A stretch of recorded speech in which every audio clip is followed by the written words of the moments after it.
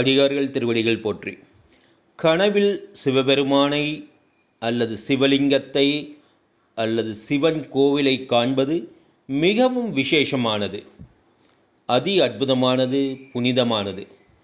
சிவ சின்னங்களை காண்பதும் மிகவும் நல்லது. அன்று கோவிலுக்கு சென்று சிவனை தரிசனம் செய்வது நம் வாழ்வில் ஒரு திருப்பு முனையாகும். செல்வ வளம் பெருகும், அதிர்ஷ்டம் வந்து சேரும், குடும்பத்தில் மகிழ்ச்சி உண்டாகும், மங்களகரமான செயல்கள் யாவும் நடைபெறும்.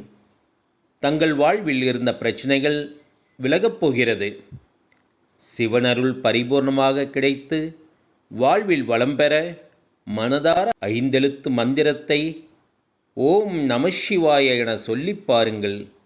சிறப்பான மாற்றத்தை அடைவீர்கள். திருச்சிற்றம்பலம். சர்வம் சிவார்ப்பணம்.